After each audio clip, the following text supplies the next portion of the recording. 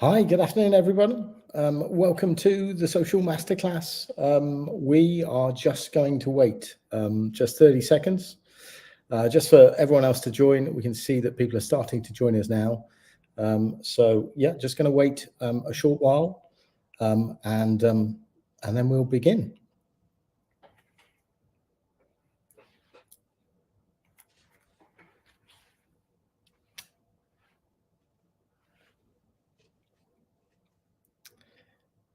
Right, Em, I think we're going to start. As people are still joining us, we're going to do some introductions. So from me, welcome to the Social Masterclass. That is how relying on a social marketing apprentice can screw your business. If I may, a brief introduction to us first. So we've recently merged FKC London and lo and behold, to create Logic+Magic. We are a fully integrated independent agency and we offer in-house creative, strategy, production, UX, web build, TV, advertising, as well as social that we're going to talk to you about today. So don't forget to look at our out for more masterclasses that we've got on our LinkedIn page. A small plug for the next one. So our next one is SEO and Dev. That's about how not to fall off Google with your new website. That's next Wednesday, same time, 2 p.m, same place. And that's obviously with our SEO and Dev teams.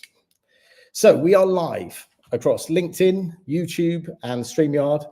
Feel free to pop any comments or questions into the chat, and we'll get to them at the end as part of the Q&A session, which again we'll mention a little bit more in a second. If we don't get a chance to get to them, don't worry. We'll come back to you after the session itself.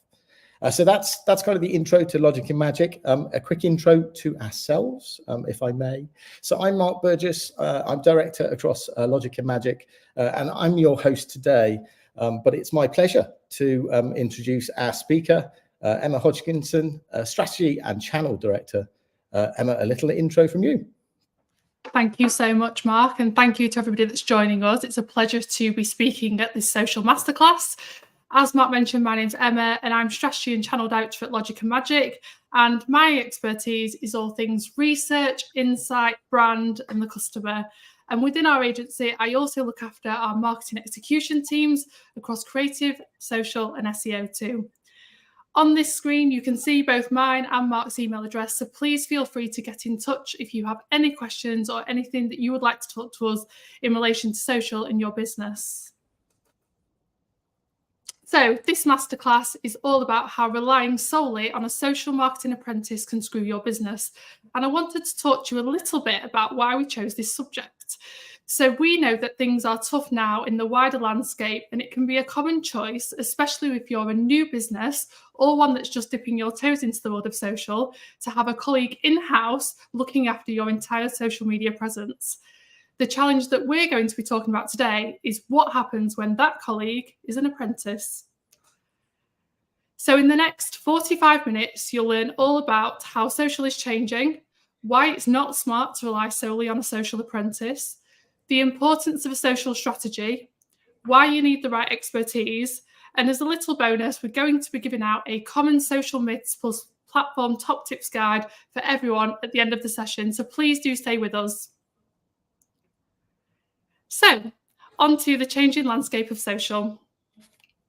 So in terms of how people use social, we've got 5 billion social media user identities globally, and that means your potential audience is huge. And as we know, their attention spans are even shorter. On average, people spend about 2.5 hours each day using social media. And interestingly, that's a 5.5 decrease year on year. And what that means for businesses is that with people spending less time each day, you have even less of a chance to make an impact. Add into that mix a fiercely competitive landscape with other brands and businesses trying to talk to your customers about their products and services too. And it means that as a social media manager, they're having to work even harder to capture attention, engage and convert your audience. And finally, we also know that over 15 million people in the UK have tried a digital detox, and that means that they're choosing to switch off from digital technology, and of course that means social, and actually take a break from anything digital altogether. And as we see more and more of that experimentation when it comes to detoxing, it means, again, we're having to work even harder to cut through the noise and make sure that we are seen and heard on social in the right way. So we thought we'd start with a little bit of interaction, if we may. So to get you involved, based on what Em just said, basically, in terms of the size of social media, we thought we'd ask the question: what percentage of businesses do you think are on social media? So in the comments, if you could possibly choose A, B, C, or D, and a quick reason why, if you can. So let's play Who Wants to Be a Millionaire. Call a friend. Can't really take a 50-50, but if you want to put two answers, you can. So please, put those into the comments. Is it A, 21%, B, 67%, C, 82%, or D, 94%? So quick recap, just for some of these numbers to come through. What percentages of businesses do you think are on social media? A, 21%, B, 67%, C, 82%, or D, 94%? Em, I think you might know the answer, so I'm not going to ask you where you're leading to. Personally, I'd be going higher, so I'd be looking at C and D. But what have we got in the chat? We've got a couple of C's. We've got one A. We've got a B. We've got an 82%. So C and D, and another couple of C's. So look, there's quite a few C's. I think the C's have actually got it in terms of 82%. M. So we'll get a final A coming in here as well. So a real spread. Actually, a real spread. I think the C's have got it. So M, the answer is. It's D, 94%. Okay, I think a couple of you got it. So congratulations if you did. Let's find out why, shall we? Great, thank you. And hopefully no £32,000 prize money from yourself there, Mark, if you want to be a millionaire. Great. So as we've seen there, in terms of that statistic, nearly every business is on social media. And there are some really tangible benefits as to why that's a really good idea. So the first one is increased brand awareness. Social media platforms help you reach a wider audience, so increasing your brand awareness. And by creating engaging content, you can get your message in front of a large number of people who are actively engaged. Speaking of engagement, social media provides a platform for businesses to engage with their customers and build relationships with them. You can respond to queries, provide support to customers, and also offer things like promotion and discounts to your followers. Another great tangible benefit is around increased website traffic. So by including links to your website in your social media posts, you can drive traffic to your website and increase conversions. And if you're a product or service business, ultimately, we hope that means sales. A great benefit of social media is that it's often more cost-effective than traditional advertising methods.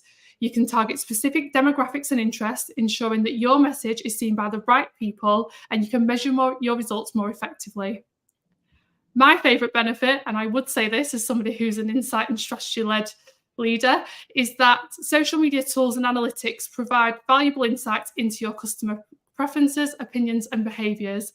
And by analysing that data, you can really understand your customer in more detail and then build that knowledge into your plan to create better content and messaging for your customers that's much more impactful. Finally, the final benefit is around tangible benefits. So in terms of improving SEO, so social media signals can have a positive impact on your search engine rankings. By creating high quality content and engaging with your followers, you can improve your online visibility whilst ranking higher on search engines. And I hope that you can see that there's some really great benefits as to why businesses will be on social media.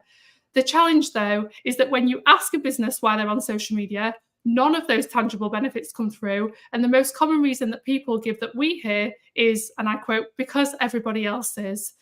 And whilst that's an understandable reason to be on social media, it means that actually businesses and brands might not be thinking about what their plan for social media might be. They're just thinking about being on the platforms themselves. And unfortunately, in the landscape that we're in, that's not quite enough. So when you're on social media, again, it's not enough to just be on the platforms. Customer connection is expected. So just under 2/3 of customers expect companies to offer customer service through their social media. Customers these days do not want to be sat for 25 minutes in a telephone hold queue. They want to instant message you on a platform of their choice, and then get a response straight away. We also see that 90% of social media users have already connected with a brand or business through their chosen platforms. So you can see there that customers are really open to building that relationship with brands online in the right way. The interesting thing, though, is that the platforms are changing at lightning speed. So the algorithms are changing more often and getting even harder to predict. With no set plan or comms about algorithms across the platforms, businesses need to be working harder to ensure that we're always showing up and engaging audiences. From prioritizing direct connections on LinkedIn to serving customers more of the same on TikTok, it's even harder as a social media manager to use the algorithms to your advantage. We're also seeing the rise and fall of platforms. In the last year alone, we've had Threads, Lemonade, whatever next. We're always seeing new platforms being added to the social mix. And once launched, we all jumped ship. They sound like a great new platform with a great idea. And that now means for a social media manager that they've now got even more platforms to share content on and engage those audiences. And actually, when we think about it, some of those platforms don't stand the test of time. So it's really key to think about when there is a new platform, whether that's right for you and your business. The other thing that we're seeing is new tools, new names, and new ways to reach audiences. So goodbye Twitter, hello X, and we all know that story. I think that would be a webinar in itself, Mark. But it's fair to say that new doesn't always mean better. A lot of the platforms are testing and learning themselves, whether that's polls in Instagram posts and captions, live stickers coming into the mix. You can see that it's really important for those platforms to be unlocking features that really help brands and businesses engage with their audience. It's up to you, though, and your social media manager, how you best use them. And some of those features stick around, and again, some of them don't stand the test of time. Finally, we're also seeing the limitation of targeting. So Meta are taking away targeting options, making it much harder for brands to reach audiences, even on paid social. And again, with that broad targeting, it doesn't always mean that it's better for you. So some really interesting points there. The one that immediately jumps out for me is obviously, as we had in the poll, that most businesses have a social media presence. Why though? Because everyone else is. It just kind of seemed absolutely crazy. I think we'll get onto that a little bit later on in terms of the actions of where we can get to with that and what the plans are. Also, the other main point for me was platforms constantly evolving and just can't sit still as well.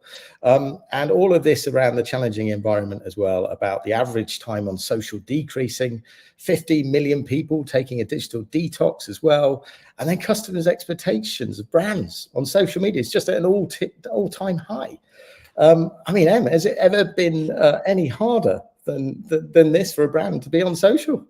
Absolutely not. I think it's interesting when you think about the original remit of social, which is to engage audiences. But then when you've got a social media manager's job to then think about these platforms, how are they changing? Then overlay that with well, how would that work for their audiences? Then overlay that with, well, when's the right time to post? Times the number of platforms. It definitely is a tricky territory right now for media managers in social. Certainly is. Thank you so much. So we're now going to talk about why you shouldn't rely solely on a social media apprentice. And it's really clear to note at this point that when we're talking about apprentices, we really do mean those starting out in their career. Their knowledge when it comes to apprentices, their knowledge can be limited and should be at this stage. As I mentioned, they're starting out in their career, and it's likely that a social media apprentice might not have any experience in a professional setting. So that's almost why they're doing the apprenticeship, to learn the skill on the job. As a business, it can be easy when we're looking to reduce cost in the business to see the low salary of an apprentice and think that that's the best route to take. But reducing costs in hiring will only lead to problems later down the line. You're not also doing right by the apprentice either, because if you can't help them upskill, who will they be learning from? So we're going to talk a little bit now about the different expertise levels that are required in social to do the job effectively, and also some of those seniority levels and what their typical remits are. So we'll start with the head of social, typically around 6 to 8 years experience. Their remit is vast. It's developing social strategies. They're really there to understand your business inside and out. They'll have experience of all social media channels and also the years of experience behind that to understand where they come from, how do they work now, and where might they be going. They'll also be at the forefront of industry updates and innovations and be really clear about where the social media industry, where your customers are going, and how that ties together. Ideally, they'll link the social strategy to other marketing activity that's happening in your business. So actually, they'll be thinking about what's happening in SEO and PR and have the ability and expertise to tie all that together so that it feels consistent for the customer, aligned to your marketing strategy. They'll be able to create, develop and run both paid and organic social media campaigns, make recommendations based on previous campaign performance. They'll oversee all content creation, think about your influencer strategy and what that should look like, and also typically will manage a social media team as well. We then move on to a social media manager, one level down, typically with about 2 to 5 years experience. If they're at that 2 years experience, it's likely that they'll be a newly promoted executive in social. But a great social media manager really does the doing when it comes to social. They'll be managing budget, they'll manage and run social media campaigns. At this point in their career, they might have a specialism between paid or organic social. So they might think about, actually, I really enjoy the technical side of social, or I actually enjoy more of the content side and the content creation. They'll be planning all of the content.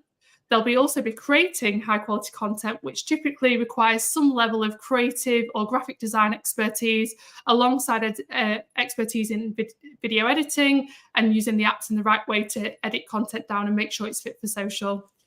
They'll be analysing data, they'll report on performance, they'll manage ads, they'll be really in the depths of your community management strategy, so actually thinking about how do customers comment, like, share, are those queries coming through on social, how is the brand responding to them?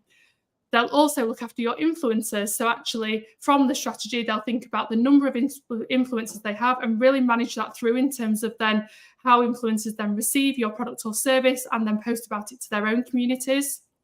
Likely, they'll collaborate across departments. So, for example, if somebody in your HR team wants to post on LinkedIn, the social media manager will work with that colleague or series of colleagues and think about what the right approach might be in order to appear consistent. And it's also likely at this point that they'll manage junior team members. At the bottom end of the expertise level is your social media apprentice. As we mentioned, it's likely that they'll have no prior experience. They're really there to assist with tasks from the social media manager. They'll monitor brand mentions and maybe respond to basic comments. So, for example, if someone was to ask somebody's opening hours or a generic query, less so any kind of complicated topics or customer service related queries from the customer. They might research some trends and kind of see what's happening now and think about how that might apply to your business and brands. But ultimately, their job is to gain experience for an apprenticeship. And as you can see there, we've just highlighted a few of the skills required to effectively run a business's social media presence. And that requires years of expertise. And when you actually think about that and then layer on the platforms on top, which is, I think there's about 10 platforms on here, it clearly and quite quickly becomes an impossible ask for one person, never mind a social media apprentice. Now, even with the best of intentions, when social goes wrong, the brand reputational risk can be huge. And I'd like to share with you a few examples about when that has happened, where there's been some really good intentions internally, but unfortunately things have happened, or there might have been a skills gap that have meant the execution of that content has led to a significant brand reputational risk. So the first one, and I think sometimes this is an ask of all social media managers, is to think about what's trending, what are the hashtags that we can start a conversation on. And we know that hashtags are the keywords of social media. They're a great way to let your content be seen by many people and be part of that larger conversation. However, as with any social media trend, knowing the context and origin behind a trending hashtag is crucial before joining one. And this is a really good example from a bakery brand called Entenmann's. On Twitter, as it was formerly known then, the brand inadvertently joined the trending hashtag not guilty in order to kind of join that conversation and bring their brand into the conversation around treats. In reality, though, that hashtag was from a real criminal court trial, and Twitter users were voicing their opinion on the outcome of that trial using the hashtag. The company eventually took down the tweet and posted an apology after receiving quite a lot of backlash. And as you can see there, it's really about thinking when it comes to social, what are the hashtags that you feel your brand has an appropriate level of relevancy to join that conversation, because actually there might be things that are trending sometimes where you don't have the right to join that conversation as a brand. A second one, again, good intentions. So we've got a marketing campaign. We want to promote that on social media and start that social conversation in relation to a broader marketing campaign. So you might get a brief or an intention around how can we talk about our TV ad onto social. And this actually was an example from last year from M&S. So they had got their new Christmas campaign, which was full of celebrities and a great story. And unfortunately, they posted this social media image where they'd taken a still from the campaign and started to talk about the campaign in the caption. And actually, optically, kind of when you look at that particular image, whilst it appears on the surface to be paper hats, there was an observation that it had a likeness to the Palestinian flag, when actually that was quite timely because of some broader world conflict that was happening. And again, the brand just seemed to kind of feel like that tonally was nowhere near where they wanted to be for their Christmas campaign, as you can imagine. And again, they had to take that down and post an apology and say that it wasn't intentional. But again, once you've kind of wandered into that territory as a brand and got into that situation, it's really hard to come back from. Another tactic that has really well intentions that sometimes cannot land the way we want it to is this idea that social is a really great place to be reactive and also be a bit funny. It's also that place where we talk about building that authentic relationship with people online. And sometimes it can not land maybe in the way that we wanted to. This example is from Ryanair, and it was in 2022 after Jadon Sancho failed to make the England squad for the 2022 FIFA World Cup. And they joined that conversation and tweeted him and said, at Sancho, we'll still fly you somewhere, and with a kiss emoji. And there was a lot of backlash for them saying that, because actually that was almost a global brand using the misfortunes of a young, talented individual who's tried his best but has just missed out on his dream. And they've decided to kind of go and troll him ultimately and make comments to him. And it started a broader conversation around the appropriateness of brands doing that to individuals, and naturally then started a mental health conversation around what that can do to individuals when they feel like they're being attacked or trolled by individuals or brands on social media. Finally, and again, we see this a lot with social clients when they want to start working with influencers. Again, really great intention to think about how do I spread the word to new customers by using influencers who might have a particular niche community or a broad base of the people that we want to target. How do we bring them into our social media strategy? And this is a really great example of a brand called Pink Honey, who rose to fame in the last year on TikTok for selling viral makeup products. And again, great intentions. So they decided to take a series of influencers and put them on a brand trip. So they had a lovely location, a lovely day planned for these influencers, and gave them free product. And obviously in return, were wanting their influencers to then post about it or share their story of the brand trip. The challenge was, though, that when you actually looked at the optics of the influencers that they chose, it was clear that there wasn't any diversity or inclusion thought in the series of influencers that were selected to go on the brand trip. And what happened there was it started a much broader conversation around diversity and inclusion in the beauty industry. And unfortunately for Pink Honey, they were seen to be at the negative side of that, which, as you can imagine, no brand wants to be part of. There's also some other drawbacks to relying solely on a social media apprentice. Ultimately, as we've discussed, they can't manage all of the platforms effectively. They'll be spread too thin, which means you'll get basic posting on the platforms you are on, and ultimately you're not going to see the results you need.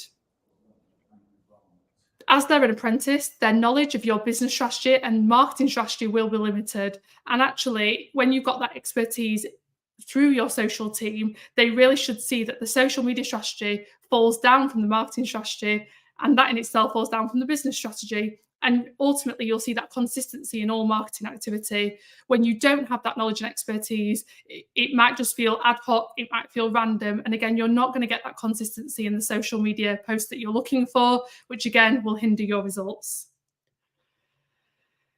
Another drawback is that social is so much more than just posting on the platforms or sharing the same content across multiple platforms. Again, something that we see happen a lot. It's really easy when you're busy and under pressure to take one message or one piece of content and repurpose that for LinkedIn, for Instagram, for Facebook. But your audiences on those platforms might be incredibly different, and therefore that one message might not translate or work in the same way across multiple platforms. It's also worth noting that all of the platforms behave very differently and have their own nuances in terms of what works and what their algorithm favours. So again, coming back to that expertise point, platform knowledge is key, and you're really looking for someone with the right skill set that has that knowledge to help drive your social forward. Going back to the role of an apprentice in terms of what they're here to do, they're there to learn the skills on the job. And when they're running your entire social media for you, the question that you've got to ask yourself is, who are they actually learning from? If they don't have a team around them, they don't have peers who are more experienced in social, they don't have anyone to learn from. And again, it's probably not the right thing to do there by the apprentice by having them look after your social media presence alone. One of the things that we see quite often is that social media is given to younger team members who, in inverted commas, get the platforms. And it's worth noting that a social media user is not the same as a social media manager. Just because somebody might post on Facebook, personally, or have grown up using the platforms, it doesn't mean that they will understand the technicalities of the platform and how to get the best out of them. And finally, when you've got an apprentice looking after your entire social media activity, because of how busy they are, because of their limited knowledge, ultimately, there isn't going to be a strategy in place to help you succeed and reach your goals on social media. Thanks, Em. Right, there's an awful lot of points there. Lots of things to think about. I mean, in summary for me, I mean, the first thing that hits me, I mean, I grew up with Google. But that doesn't mean that I can buy Google ads. It doesn't mean that I'm a specialist in that area. Definitely not trained there, and not something that you just immediately expect someone to pick up. I mean, my other observation is that brands are, arguably asking social media managers and apprentices for an awful lot here. When you ran through all the job descriptions, all the different elements there, I mean, that's a big ask. That's a big ask in terms of all of the possibilities that are there. Also, the thing that jumped out at me was the significant risk as well. So the brand reputation bit, if brands aren't careful, again, through no one's faults, but if in the wrong hands, these mistakes can happen. And look, that happens, but more and more from the commercial angle, right? The impact on sales or boycotting of brands, or just generally the whole risk is high. It feels really dangerous, doesn't it? Very, very sort of charted territories for many brands there to be placing their faith in an apprentice. Absolutely. And that brings us on really nicely into the importance of a social strategy. So you might be sat there thinking, why do I need a social strategy? And we've got some top tips and reasons as to why that's the great route to go down. But ultimately, a great social strategy starts with an audit of where you are today. It really seeks to understand what the activity is that you're currently doing, how that's performing, who your audience is on social, the content that you're doing, is it delivering? You'll really get that baseline benchmark of where you are today. A great social strategy has one direction that everyone's aligned to, with a clear role and purpose for each channel. So you'll come away from having a strategy knowing exactly what the role and purpose of LinkedIn is versus Facebook versus TikTok. And actually, it really then starts to think about how the plans for each of those platforms might be different rather than a one-size-fits-all approach. A great social strategy is aligned to your business goals, as I mentioned earlier, filtering down from the marketing strategy. So even though social is a collection of platforms and channels, it should sit in your wider marketing mix of all the other initiatives that your marketing department is doing to promote your brand, product, or service on social media and beyond. So it really should feel like one consistent set of marketing activity initiatives to the customer. When you've got a strategy, a good one at least, you should have some really clear objectives. And once you've got objectives, it means you can measure them and then make optimizations on your social media activity based on what you're trying to do. When you do that, you're more likely to see improvement on your social media initiatives. An underrated benefit of having a social media strategy is that it helps to set clear boundaries and helps to manage internal expectations. Quite often, Mark and I, in different conversations with clients, will really see that actually when that role of social isn't clear, it can open a bit of a gateway for other departments in your business to perhaps see social as a bit of a free department, free marketing department, or a place where if we've got a message and we just want to get that message out there, we can use social. And what happens sometimes is when that role of social isn't defined is the colleagues that are responsible for social can kind of bend to some of those requests, and ultimately to the customer, they're thinking, it feels quite scattergun. I don't really know what this brand or business is trying to say to me on social. And when you have a clear strategy, it sets those parameters around what you will and won't post on social and really helps us manage some of those internal conversations too. Again, when you've got a great social strategy, it should really speed up and help make more efficient your content planning production. You'll be really clear about what your brand is there to do on social, visually, how your brand shows up, and then in terms of production, what are the templates or things that you have in your armory that your content can slot into to really make that much quicker. And finally, one of the biggest benefits of a social strategy is that when you've got that focus and you've got that alignment on what one direction is, and you know what each platform is and does, and you've got your content pillars, your posts and your content will feel consistent to the customer, and therefore you're more likely to see better results with your social media activity. So a great strategy also helps to influence and convert your audience. So in terms of influencing customers, it's about being sure to show up where they are, being present on the platforms that your customers use the most so that you're part of the conversation, or maybe even driving it at times, but ultimately being there when it matters. In terms of converting customers, it's about being ready and front of mind when they are ready to purchase. And actually, when we think about the customer journey, they might not always be ready to buy from your brand, product, or service the first time they see a post on social. It's about moving them along that journey in the right way. So when they see your branding part of trends and conversations, and they're seeing regular posting from you, it's about making sure that your brand is salient in the mind of the customer when they are ready to buy from you, that your brand is the brand of first choice. It's really important as well that with your strategy, you're sharing the right message at the right time. And that has a duality to it. So it's not only about showing up with the right message and saying the right thing to the customer, it's also about showing up at the right time, on the right platform with the right message. And again, it's about nudging people along that customer journey, ultimately to either buy from you or get really kind of move along that journey to getting you where you want to be on social and building that relationship with your followers. Finally, it's about ensuring your customers feel seen, heard, and represented. So helping to create brand loyalty across the platforms, that when you do release something new or have a new product or service that you want to talk about, your loyal legion of customers are at the front of that queue cheering you on as a brand and ready to buy from you. And a really good example of that is Gymshark. So when they recently opened their physical store, they had a queue round the block of people ready to go and shop that store and find out how Gymshark were planning to take their online business into a physical store. And the way that that was successful was because they'd spent years building communities of loyal fans on social media and really building those authentic connections first. So let's talk about why you need the right expertise. So in terms of getting your house in order when it comes to social, we've got 6 tips here and 6 stages that we think that are key when it comes to really thinking about where do you go from here on social. And we'll start with a social audit. So thinking about where are you today? Who are your current audience on social, and how does that differ by platform? Is there a difference between your current social audience versus your target audience? So are the people on social, don't get me wrong, they're great, but who are they actually the same customers that you want to target with your product, service, or brand? If so, great. And if not, you might need to think about a strategy to get the followers of the target audience that you do want to have on social. How is your content performing? Where do you see the highest engagement? What are the competition doing, and what can we learn from them? all of these insights wrap up into learnings that help inform the strategy. And it might be at this audit stage that you feel like actually it's a great time to get some external help. And often when we work with clients, this is our first step.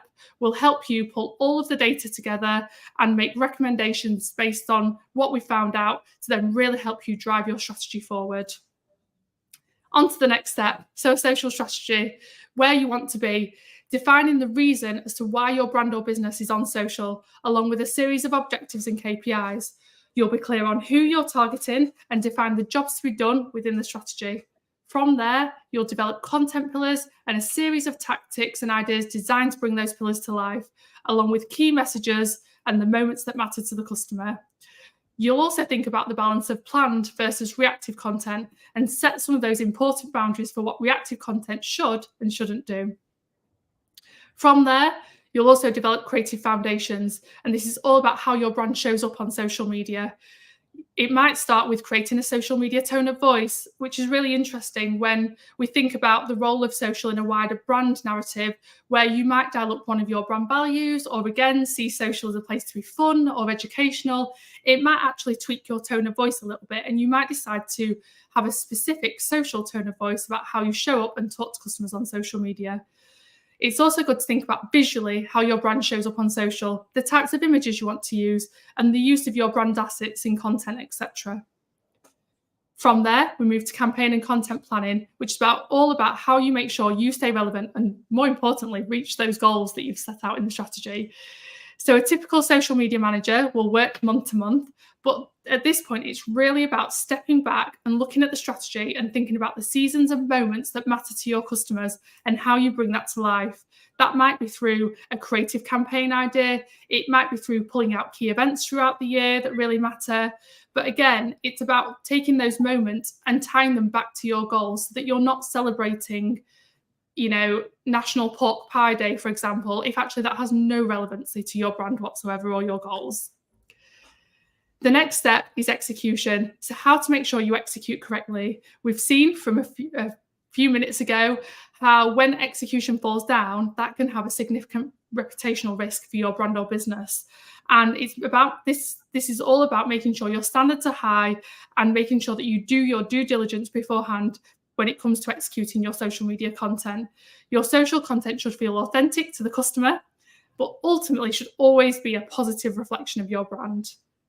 Finally, it's all about measurement. So how you learn, optimize, and grow. So making sure that you have the right tools and processes to ensure you're reporting on your social performance and activity regularly, knowing where you need to optimize, and from there, your social media efforts will grow. The challenge with all of that, again, though, is that many businesses don't have the capacity or budget to hire a full social media team. Now, this is one example of a social media team. And traditionally, you might start with a head of social, you'll have a social strategist, then you might have a paid social media manager and an organic social media manager. You might have a content creator. You might then also have a social media exec, or more junior, a social media apprentice. Again, that sort of team building, if you don't have it already, requires significant investment in your business into putting that team together, them gelling together, them understanding your business, what you want to achieve. And again, some businesses often don't have the time or capacity to bring that to life in the way that they'd like. So to get the best out of social and to effectively deliver your goals, you can do one of two things. The first thing you can do is outsource upfront work, so the audit, strategy and planning, and then put ongoing support around existing team members to help them succeed and grow. So you can see here, we call this in our agency the We Do It With You model. It's about putting your social apprentice or your existing team members in the middle and then using agency support or external support outside of them in a 360 manner to really help them succeed. So an example here is you might have consultancy sessions where the experts are on hand. So actually, we'll sit with your social media manager and maybe go through a report and offer our guidance on recommendations on what an optimization might look like. Again, those consultancy sessions are a kind of ask anything forum where you can get the help and advice your social team need from experts. We also offer campaign and content planning support, where actually when you've got all of those platforms and all of those different places where you need to put content, if you've got a really small team, actually that can be quite a lot from a capacity point of view for them to create. So we will wrap around your team and really help in terms of delivering that content to a high standards. We've got content creation support, again, to really help you make sure that your content is at the level that you want it to be at. Again, balanced in with some creativity as well and some creative ideas in terms of how that's brought to life. And finally, we also can do training sessions to upskill team members, so your colleagues in your social media team, to upskill them and help them succeed and grow, but also can do training sessions with other departments in your business on the role of social and where they fit into that, especially when you've got a model where your employees are also designed to be active on social as part of your strategy.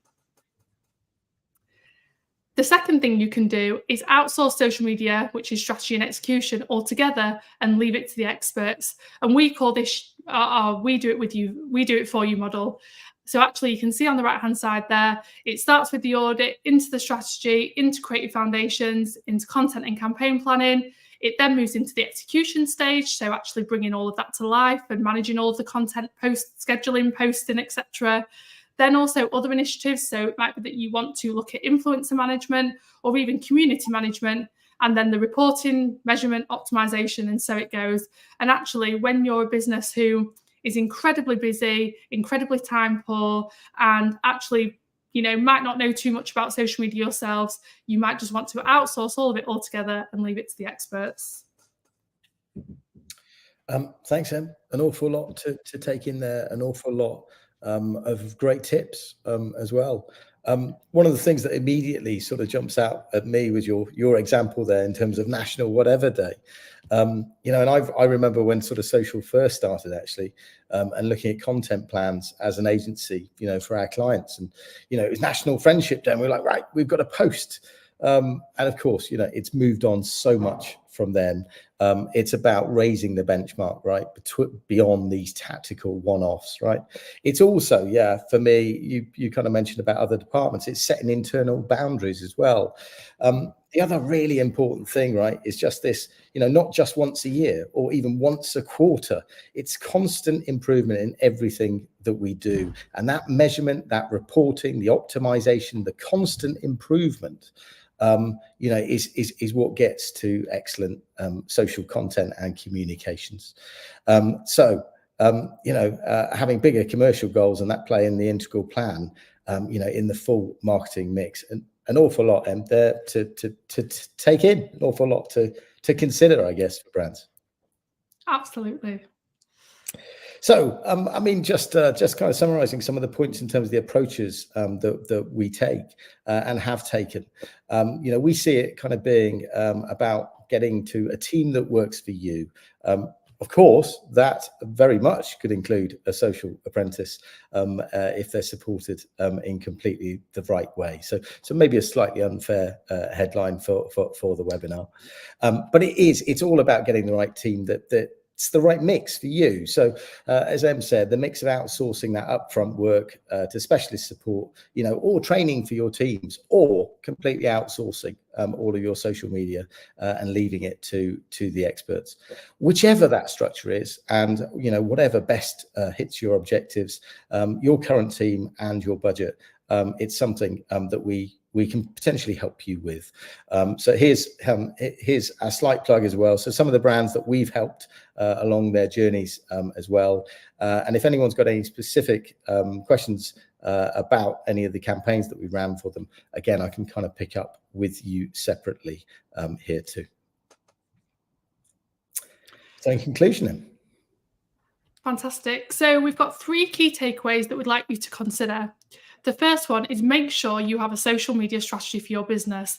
Make sure we've got that one direction and really clear on your objectives and KPIs, the role and purpose of each channel, who you're talking to, what your content pillars are, and ultimately what the plan is.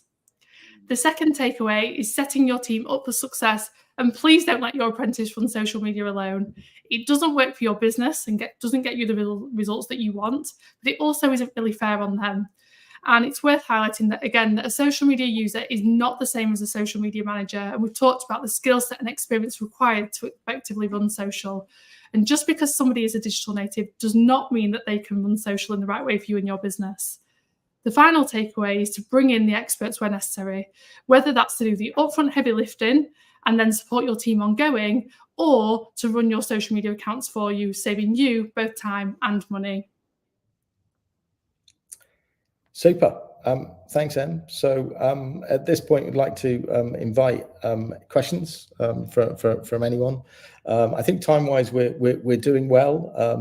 So we have got a little bit of time to answer any questions that you might have here. So please pop them in the chat on LinkedIn, comments on YouTube, or again in the comments section on StreamYard as well, dependent upon where you're viewing from. Right, I'll try and find some questions for you here. So the first one is, I'm thinking about expanding onto other social platforms. How should I go about doing this? Great question. So thank you to the person that put that forward. I think it's really interesting when you see new platforms, and especially if you're a business who might only be on 1 or 2 social media platforms, to think about the ones that you're not on and consider whether they're right for you.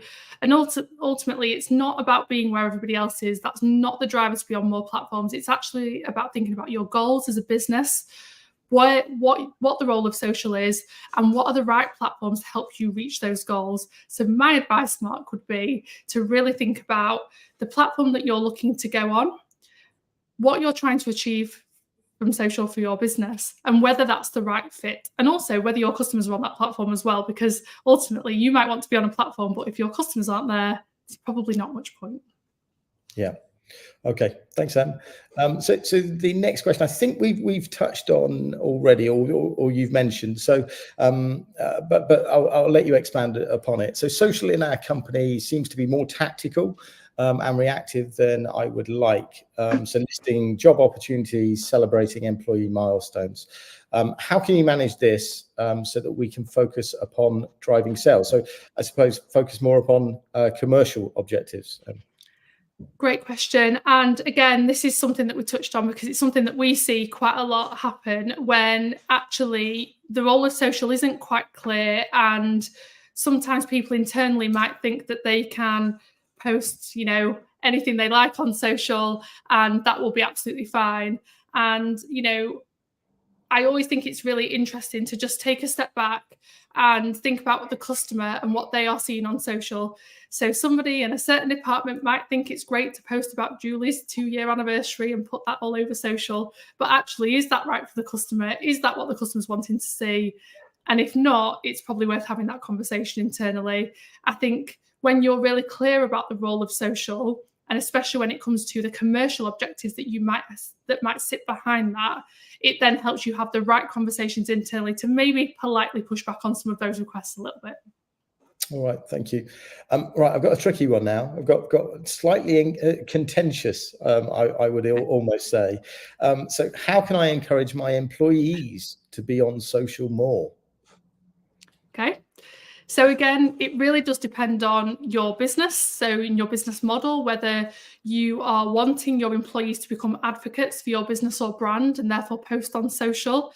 I think, there are times when actually that's not quite the business model that you want to go after.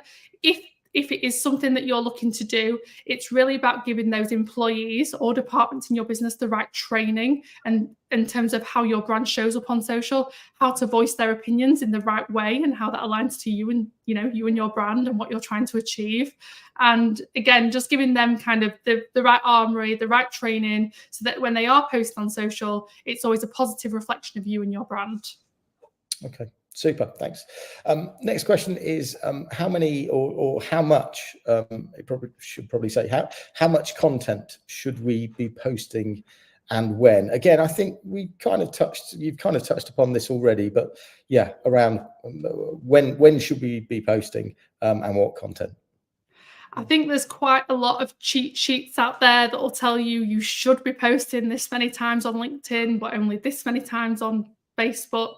But ultimately, it's really about doing that audit and thinking about your customers. What do they want to see from you? What are they expecting to see from you?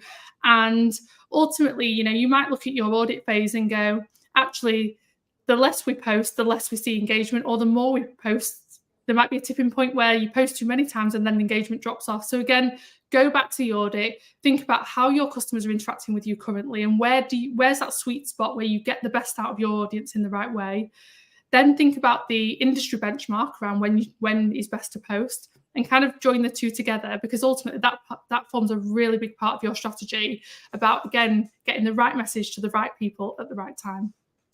So there's not one size fits all, is there? No, absolutely not one size fits all, I'm afraid. So I've got another question that's around content as well. And again, you mentioned this a little bit earlier, but does the same content work across all social platforms? I think a content pillar in your strategy should be able to be broad enough that it can work across multiple platforms. However, where we see sometimes it be a challenge for businesses is when they simply copy and paste the same caption and image onto multiple platforms. I think it's really important to note that, again, when you do that audit phase, you might realize that you have different audiences on different platforms. So you might want to tailor, and I would highly recommend tailoring your message and content by platform to the audiences on there. I think it can be quite a tricky territory when we are copy and pasting and putting one piece of content the same onto multiple platforms. Okay, super. And another question for you. So this is via LinkedIn. So from Lizzie, what are the most common training sessions that your clients ask for? Good question. I think one of the most common training sessions we see is actually that departments piece, where they want to train a department or a group of employees in the business around how to use social in the right way, voice their opinions in a way that reflects the brand, in a way that kind of might highlight their expertise. So actually, a lot of times in businesses, your employees are also experts. So how do we get that across in the right way? But ultimately, I think a really good use of that training time can be to bring other people on the journey of social with you and really educate them on how your particular brand or business wants to show up on social and what their part in helping to deliver that is. Super. And I'm conscious of time, so just one final question, if that's all right, and then we'll move on. Again, this might be one that's a whole webinar on its own. How will AI impact social marketing? I think it's fair to say it already is. And I would imagine that any social media manager right now is looking at those tools that are available and thinking, actually, how can I use these tools to make my job easier?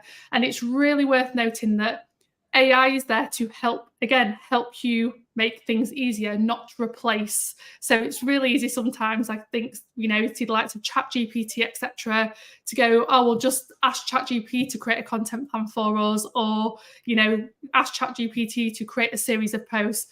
And really, it's that knowledge of your business, it's that knowledge of your strategy, it's that judgment of the person that really helps define what the right social media content plan is for you.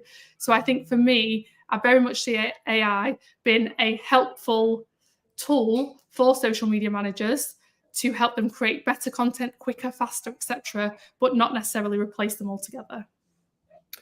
Super.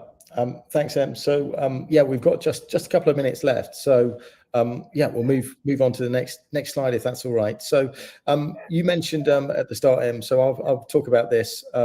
We have a bonus for everyone today. So we do have a common social myths and platform top tips guide. What we do after these sessions is send out an email with a link to the webinar itself, just in case you missed any of it, or if you want to watch any of it back. So as part of that communication, you'll have the option basically to request this, and we will basically email you back. Also got another little bonus for everyone first. So we played Who Wants to Be a Millionaire earlier on. So fastest finger first. When we send out that email, we're offering a free 1-hour consultancy, so a free session giveaway to talk about your social media needs, where you're at, and how we might be able to help you. So once we send that email out, the first person that comes back on that will win, as it were, that session. And yes, they get to talk to you, Em, for an hour. How about that? Fantastic. Looking forward to it. I love it when we have those sessions with clients where we really get under the skin of their business and where they're at, and think about how the different ways that we could help them, because each business is different. Each business's relationship with social is different. The team that they've got in place might be unique to them and their own structure. So the more that we can sit down with people and think about how to get the best out of social with their current team, the better all round, in my opinion. Super, thank you. Just one final plug, if we might. So we're here to help. Reach out to us at any point with any other questions that you might well have. We mentioned earlier on about our first step would be a social audit. If that's something that you're considering that we can help you with, that's where we'd normally start. So again, please reach out to us and we can tell you a little bit about that, how it works, and the different tiers in terms of the depth of the audit that we can consider for you. And then finally, the next slide, if you'd like to scan this QR code here, I mentioned earlier on about other webinars that we're running. So basically scan this, it will take you to the Logic+Magic website. If you scroll down to the bottom of the page, you're able to sign up to our newsletter. Our newsletter will then kind of include all information about future webinars, or go on to LinkedIn and our events page, and you will see that too. But this is basically across all different bits of the business. So from UX roundtables to creative and beyond. If you sign up, then we'll send you some nice tips, treats, and everything moving forward. Em, thank you very much. Thank you for everything. I think that concludes. So yes, thank you for everyone that's joined us, and bye.